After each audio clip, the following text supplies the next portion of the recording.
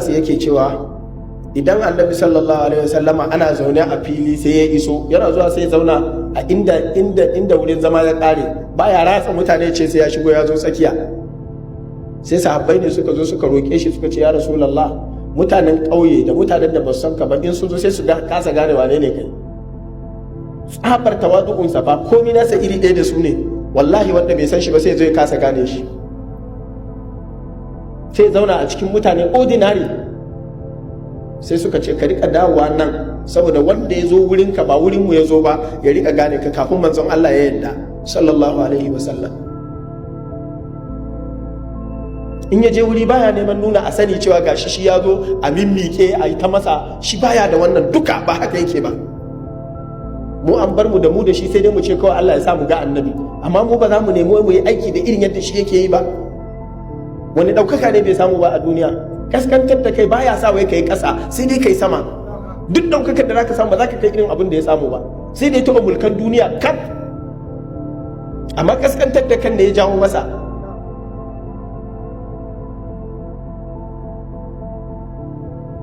Sannan kuma matarsa take cewa a cikin gida kaskantar da kai, ta ce sai zo yana taya mu aikace-aikacen gida. Takalminsa ya tsinke ya dinke da kansa, rigarsa ta farke sai ya ɗauki allura, ci abin allura sai ya dinke da kansa. Ka zo za ka karɓe shi ya ce ai na gama, ba ruwansa. Simplicity a cikin gida, humility a waje. Sannan kuma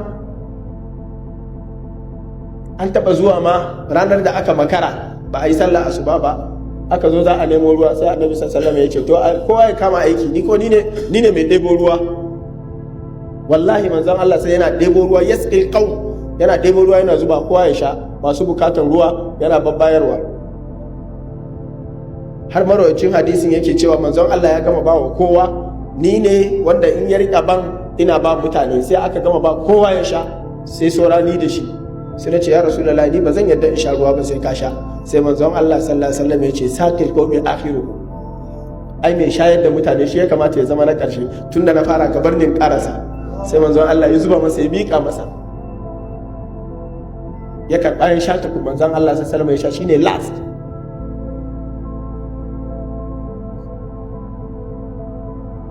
Anas dan Malik ya ce in annabi sallallahu alaihi wasallam ya zo wucewa yara suna wasa sai ce assalamu alaikum, wa alaikum assalam, sai manzon Allah ya wuce, yara fa.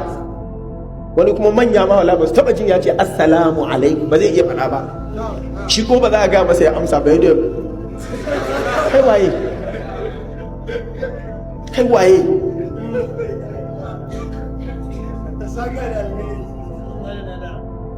Shi ne hadisin Anas da yake cewa, ya ce wani ƙanina annabi yana masa wasa, tana ce masa ya aba Umar ma fa'alan nughayr. Yaron yana da ɗan tsuntsun kanari, ya yau ban ganka da ɗan tsuntsunka ba. Wannan yana nuna yadda annabi sallallahu alaihi wasallama yake shiga cikin harkar yara. Ina abun wasanka, ina kaza. Mutumin da zai iya barin abinan ɗinsa, wannan ɗan ba ɗan gidansa ba ne, har yana masa wasa. In yaran gidansa ne fa, yana ɗaukan yara da kansa ya fito da su waje, ya zo yana sallah, jikokinsa su zo su hau kan bayansa, ya zo yana sallah yana riƙe da jikarsa a hannunsa.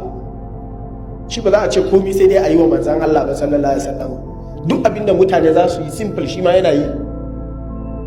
Wannan abun sai ya sa ya zama mutane ba suna son gangan jikinsa kawai ba ne, suna son zuciyar ne da gangan jikin da komi nasa. Amma akwai mutumin da ba zuciyarsa ake so ba, kudinsa da aljihunsa ake so da kuma tsoron fadarsa kadai. Amma zuciyarsa ana gani ke kasaskiya ce, ba a son ta. Idan kana so ka jawo hankalin mutane, ka jawo su da zuciya ta yadda mutane za su ji ƙaunar ka suke yi, ba tsoron ka suke ji ba. Kai ba abin tsoro ba ne.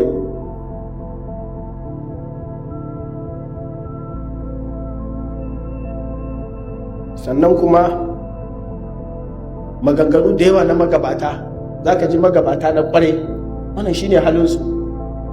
Tun daga kan sahabbai zuwa tabi'ai, shi sa kullum za ka ji muna cewa a yi koyi da magabata, saboda babban abin misali gare mu a cikin wannan al'umma shine waɗanda suka ga manzan Allah sallallahu alaihi wasallam sai waɗanda suka gansu. Da za ka taɓa samun al'ummar da tafi wannan alheri ba, saboda yawan kusancinsu da zamanin alheri. Sun ga manzan Allah sallallahu alaihi wasallam, sun koya a wurinsa. Sun ka tambaye su role model ɗinsu shine kowa yana so ya irin yadda yake yi ne, shi sa dole muke koyi da su. Wasu daga cikinsu in ana magana akan haɗuwa ne a da kafin su haɗu da shi, duk yadda za ka ga wurta wala baka kai su ba. Amma saboda haɗuwa da manzan Allah sallallahu alaihi wasallama, malam sun zo sun dawo sun yi laushi. Umar dan Khattab ya taɓa ganin wani matashi yana tafiya yana irin wannan basu, sai ce kai ba a yin wannan sai idan an je jihadi fi sabilillah a gaban abokan gaba. Amma a cikin musulmi kana nuna musu kai waye? In an je gaban abokan gaba ka ɗauki takobi ka ɗauki makami za a yi yaƙi, shine ake nuna an isa domin ka nuna izzan musulunci. Amma a cikin musulmi kuma kana nuna mana ɗaukakar me? Da mu da kai duk ɗaya ne. Kuna fahimta? Don haka don Allah ku kiyaye ɗabi'unku, saboda kar ku sa Allah ya fushi da ku. A daidai lokacin da kake ganin waɗansu kana so ka yi show off, ka nuna cewa kai ka isa, ka rinka tuna akwai wani a samanka kuma yana ganin ka, shine yake nuna ya isa. walahul kibriya fi samawati wal ard, shine mai nuna isa a sama da ƙasa, kai ba kowa bane. Wannan ya zama mana babban wa'azi da babban darasi. Shi yasa kuma aka kawo shi na ƙarshe, saboda an yi magana akan ilimi sai aka kawo shi, saboda idan babu kaskantar da kai ba za a gaya maka ilimi ka ɗauka ba. Sannan duk iliminka idan kana da kaskantar da kai, to akwai ran da za ka yi kuskure an gaya maka ka ɗauka. Wannan maganar jin kai ɗin ba wani kategori na mutane ne kaɗai suke da shi ban da wasu ba, kowane irin mutane akwai masu shi. Akwai shi a cikin masarauta, akwai shi a cikin talakawa ma, akwai shi a cikin masu kuɗi, akwai shi a cikin masu mulki, akwai shi a cikin malamai.